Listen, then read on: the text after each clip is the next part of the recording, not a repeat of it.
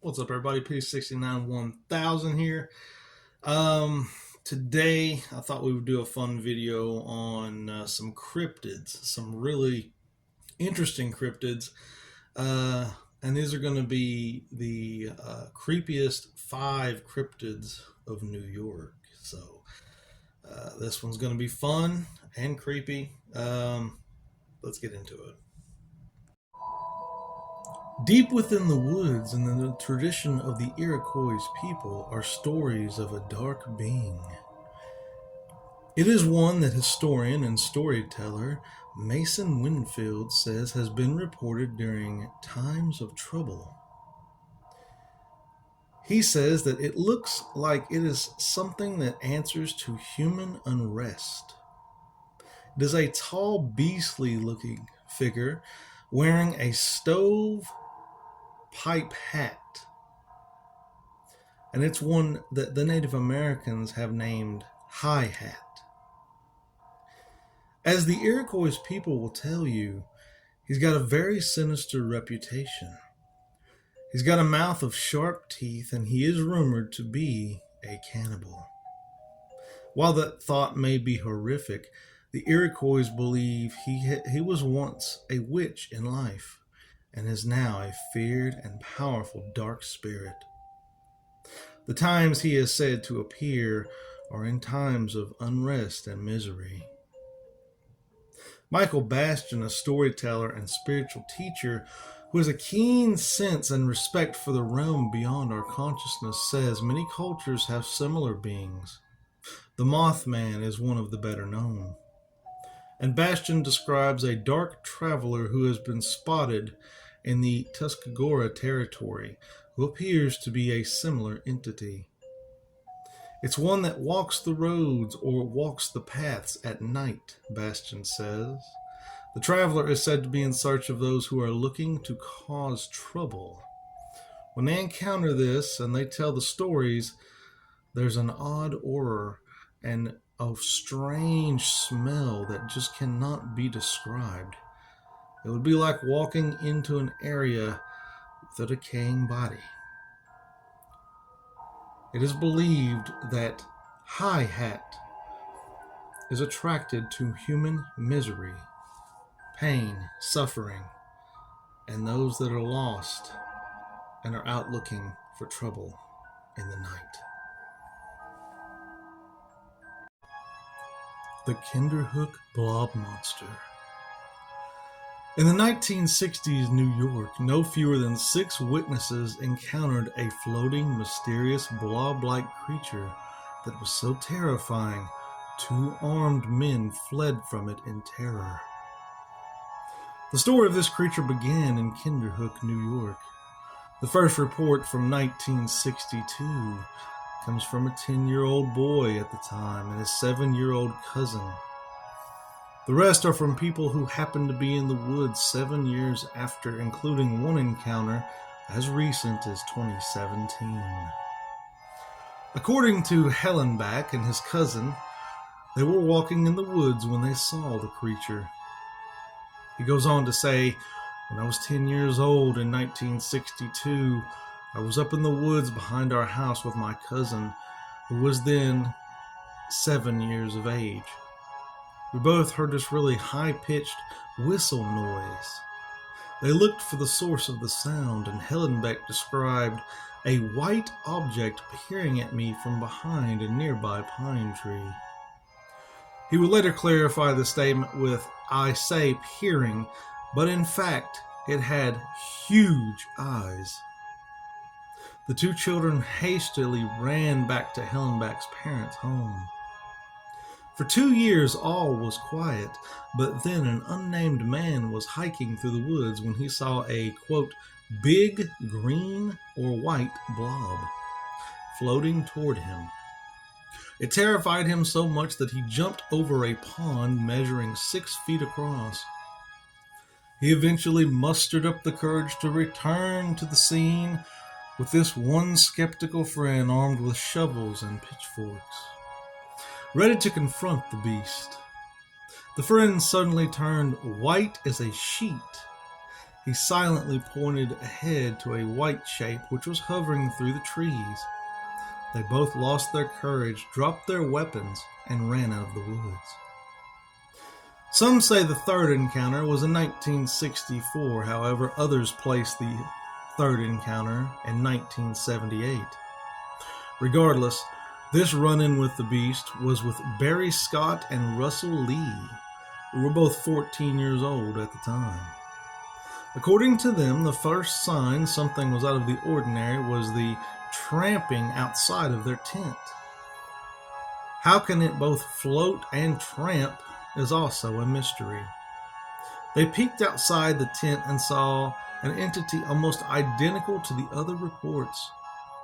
This time it looked more like a ghost than a typical blob. Both agree it floated more than it walked, but Barry described it as a bell shape and Russell as kind of looking like the Virgin Mary. The most recent encounter with the beast was in 2017 when town locals Owen Fairley and Anthony Mowowski witnessed the blob on a late night walk. According to them, before the sighting, the temperature dropped and there was a loud, high-pitched screech. The figure, described as a white blob around 7 feet tall, appeared from the woods and floated towards them at high speed, causing the two to run away. Old Greenie is a cryptid from Cayuga Lake. The river is the longest of western New York's Glacier Finger lakes and the second largest in surface area. The lake is located roughly 350 feet above sea level and has a maximum depth of 435 feet.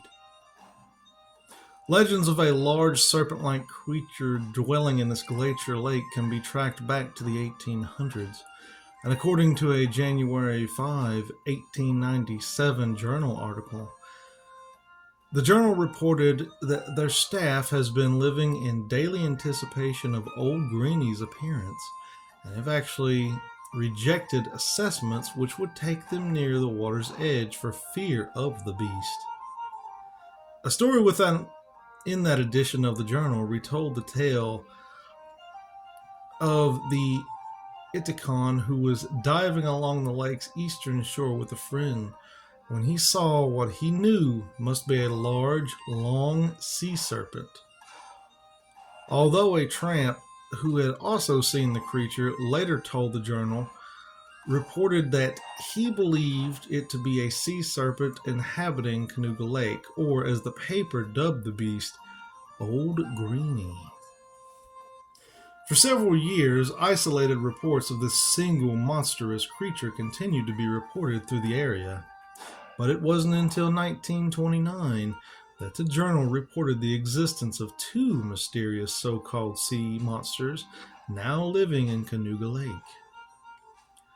These creatures were described as being about 12 to 15 feet in length, and the paper suggested that the beasts were actually members of the Seneca Lake sea serpent family that may have found their way into the local waters through a tunnel or a channel which they believed could have existed between the two lakes.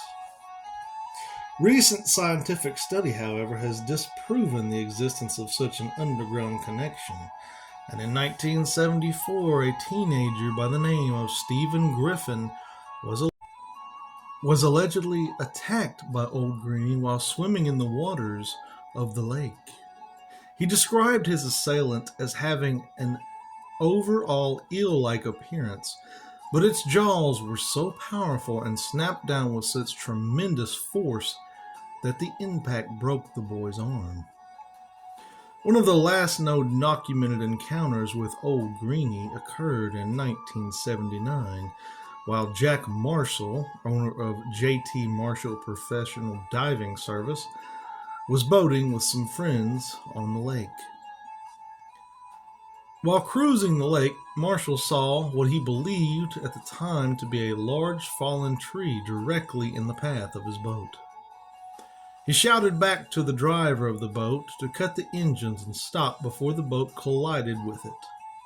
As the vessel slowly drifted to a stop a few feet from the log, the group realized that it wasn't a log at all, but a 30 to 35-foot long living creature which slowly slipped below the surface before their very eyes. One theory as to the identity of Old Greenie is that it is nothing more than the misidentification of a lake sturgeon. Though not commonly in these waters, the prehistoric-looking fish has been reportedly caught in the lake before. Another theory suggests that a rare species of giant fish, water eels, may dwell in the lake.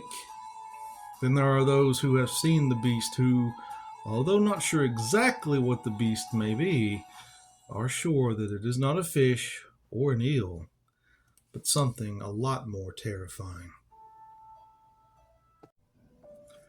In 1804, a young company piper named John Carl was a little drunk and made the mistake of mouthing off to his company commander, for which he was put in the hole for the rest of the night.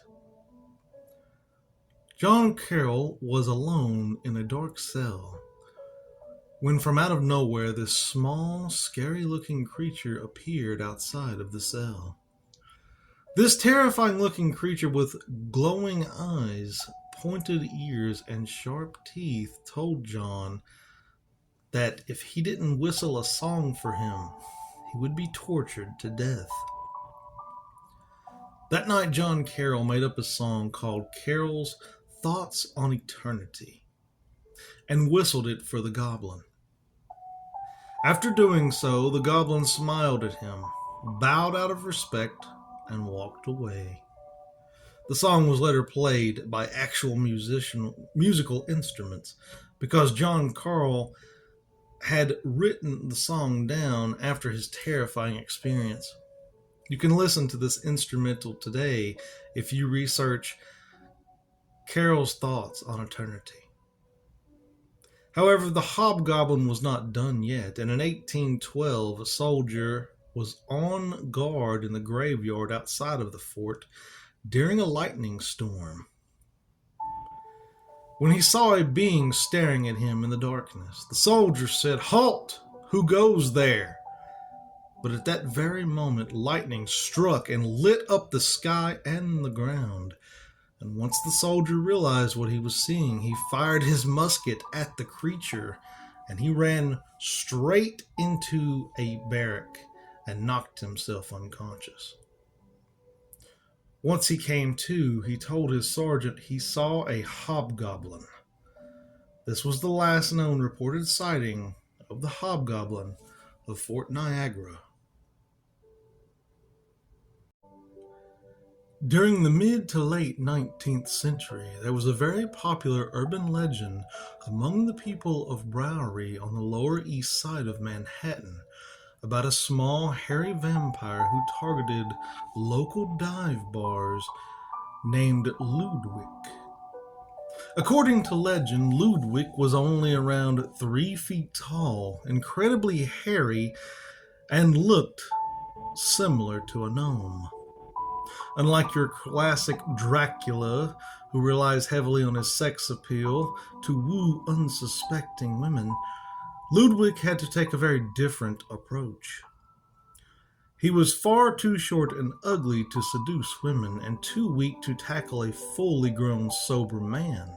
So he targeted local drunks who had recently been thrown out for being heavily intoxicated or starting a bar fight. Ludwig was unable to take down a fully grown German man and was too ugly to seduce a German woman. So he cut his losses and stowed away on a ship headed for America to attempt to live out his blood-drinking American dream. Ludwig arrived in New York and set up shop on Bowery Street in Manhattan's Lower East Side, where there were plenty of rowdy dive bars and frequent bar fights.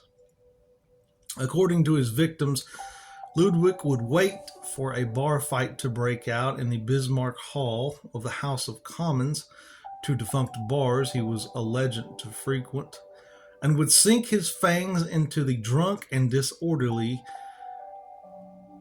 who had been thrown out of the bar. Ludwig targeted drunk victims because they were not only easy targets, but they were BAC gave the little fellow a nice buzz.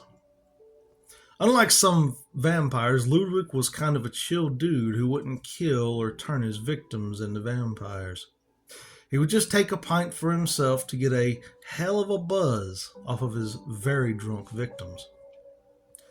Ludwig was also the 19th century equivalent of the internet troll. He would mock his drunken victims, and when they threatened to have him burned on the stake, he would taunt them, saying no one would believe them that a vampiric gnome jumped out of the dark alley and drank just one pint of their blood. It's fun that New York has its very own alcoholic vampire legend.